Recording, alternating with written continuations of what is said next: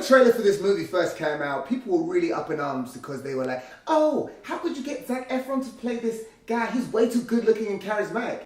But like, how did they think that he managed to kill all those girls? Surely he had to have some sort of charisma to get all those people to go back home with him and then so that he could murder them. Surely. If you don't know anything about Ted Bundy, he was one of the most prolific serial killers in all of American history. He murdered so many young girls. It was insane. And up until the day before he was executed, he claimed that he was innocent. Honestly, this story is so fascinating, and it's made me want to go watch all the documentaries. Extremely Wicked, Shockingly Evil, and Vile, which by the way is an unbearably long title, it's all about the relationship with him and Elizabeth Kendall. We start off by seeing it all through her eyes. How they met, how they fell in love, how the accusations started coming in. He did small little weird things, but she never really thought too much about it because she was like, well, he's a great guy, so must be okay. Then he gets caught and put in jail for the first time. She's all like, I will stand by you forever. And he's like, I did not do these crimes. And even more accusations start pouring in, and she's starting to think to herself, maybe this was kind of a mistake. As time goes along, you see how she's starting to lose faith in him and how that impacts her.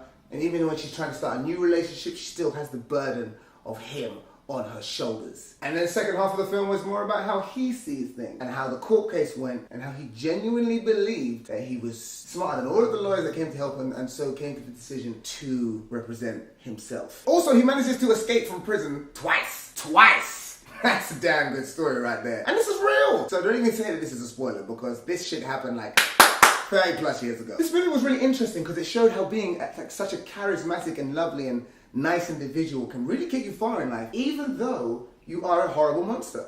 At one point in the movie, they spliced in real life interviews with girls who basically said, well, I feel kind of bad for him because he does seem like a really nice guy. Plus, he's really hot. He was on trial for murder. The movie itself starts off very, very slow. A bit too slow for me. I think they could have sped through that. There were a lot of times where we were kind of sitting around and just seeing him having dates and doing really nice things, and I just thought to myself, I mean, this is great and all, but when do we get to the murder? The film's called Extremely Wicked, Shockingly Evil, and Vile. I saw none of those things. I came into this movie thinking that we were going to see him do some real dastardly shit, and that just never came. Just never got it. Never really got it. I was really sad. I have murder blue balls now. The courtroom scene is really where it starts to kick into high gear and kind of makes you forget that you were kind of hoping to see some death. At the very least, I wanted more crime scenes. Photos, some blood on the walls, anything! Man, do I have a problem? The acting in this was really good. I thought Zac Efron was a great choice. He looks so much like Ted Bundy that it's actually a little bit scary. I thought in the courtroom scenes he came across really well. I thought John Malkovich was really good as the judge. In my opinion, I think it's one of the best performances I've seen him in a little while. Lily Collins did a great job as Liz throughout the years, carrying that guilt, that depression on top of her shoulders.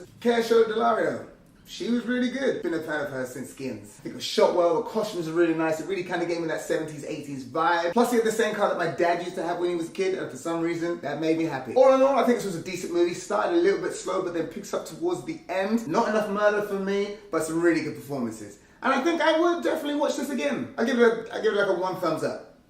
I don't know. I'm not really sure if a thumbs up really helps. It's not as good as 2 thumbs up, I guess. But 1. Thank you for taking the time to watch the video. I hope you really enjoyed it. Let me know how you thought in the comments. Let me know if you agree with me. Let me know what I could do better. Like, share, and subscribe, and I will see you soon.